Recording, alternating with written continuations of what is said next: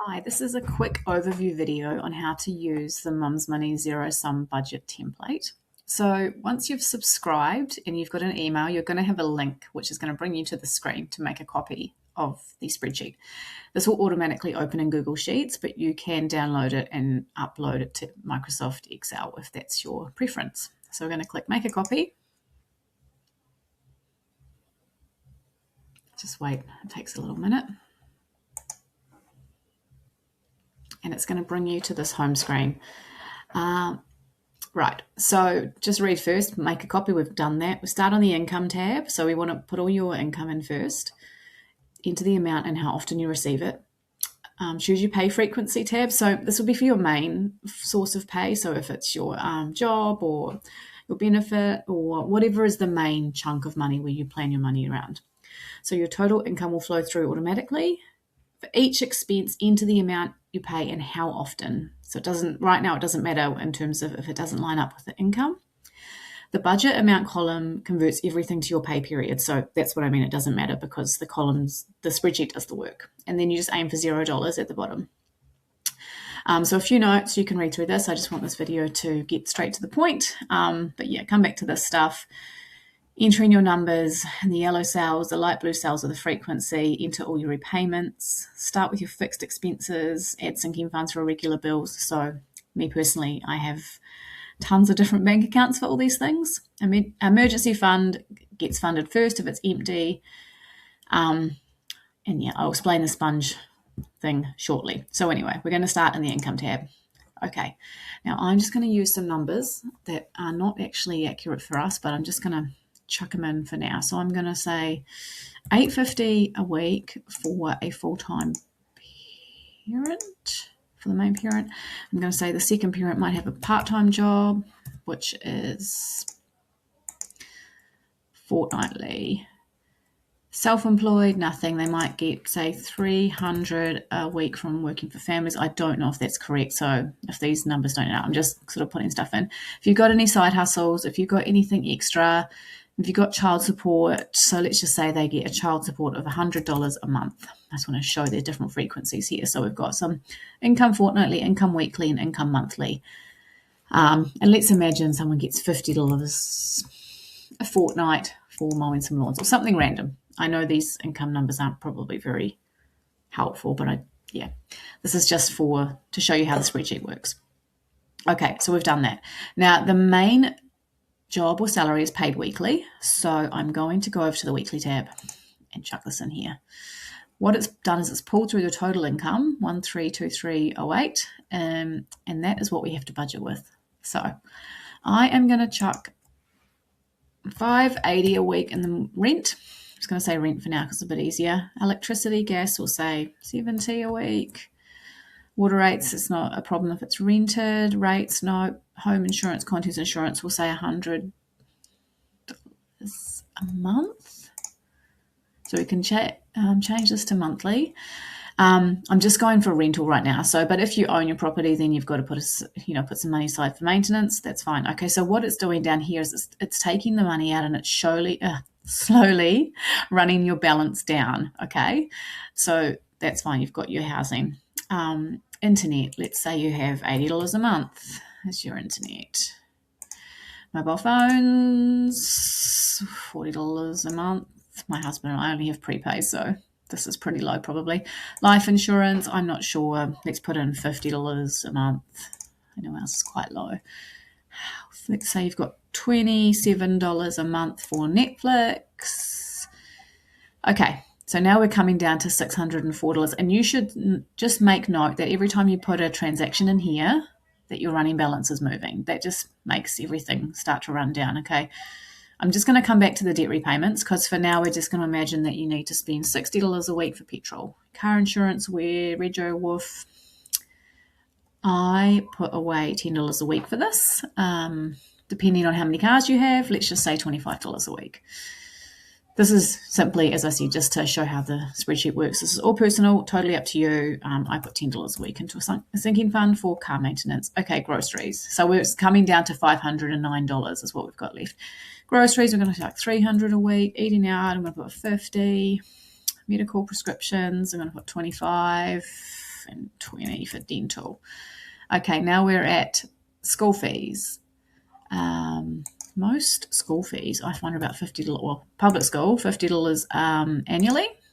Uniform, school stationery, I personally have found that to be about, unfortunately, probably $400 to $500 per child per year. So I'm going to say $1,000 a year. So annually. Sports subs, school holiday programs, pocket money, these kinds of things. So again, these are all things that you may or may not do. I'm just going to leave them out for now because it doesn't matter. Personal spending, clothes, shoes, haircuts, we put $35 a week into that. All gifts, I'm going to put $20 a week. And right, you're coming down here and you've got $39.35 left to budget, and it probably this is obviously quite a low amount of income. So if you want to put some money in an emergency fund, which I highly recommend if you don't have one, $20. If you're topping up KiwiSaver, you might do $5. You might do have other savings goals. So you've come into this sort of stage where you've got $14.35. I would use that $14.35, or if I'm coming to smaller amounts, I would put that somewhere that's important. So the most important financial goal for me and for our family right now is to build up our emergency fund. So we would actually bring that $14.35 across and add it to the $20, and I would make it $34.35. And then what you're seeing is the budget is $0. Okay, so that is perfect. That is a perfect money plan. Obviously, the income is low here for the numbers that I've put in. If you're a family living on this sort of income, there's not much to spare. So, yeah, some of these categories will just not apply. If you find that they don't apply and you want them to leave your spreadsheet because you don't like seeing them, you can remove them.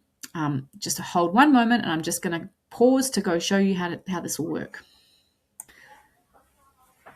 Okay, so if you want to delete some sections of the categories, you can go in and over here to the far left column, select.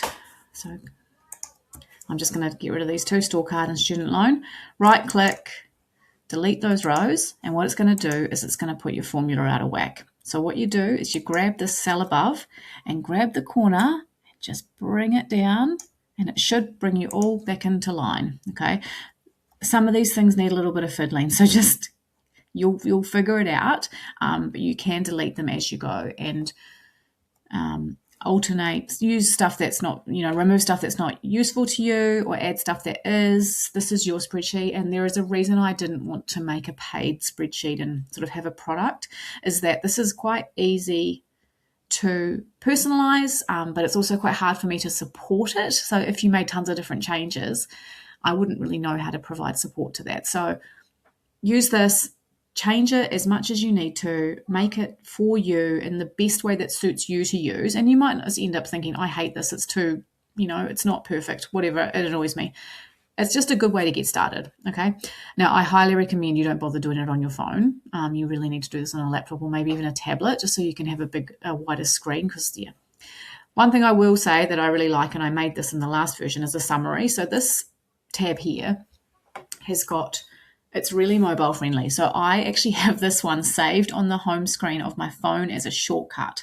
So I can just kind of see, and it basically just shows me this lovely bit here, and I can just kind of have at a glance know what we've budgeted, what I'm spending, blah blah blah. So it just helps me keep an eye on stuff, and it does also. So if, for example, I know that I've done weekly because that's how the main income was done for that one, but for example, if you were fortnightly and you prefer paying stuff fortnightly, even though you've entered your income, and I think we said 1323. See down here, it's got the fortnightly amount, the monthly amount, and the annual amount.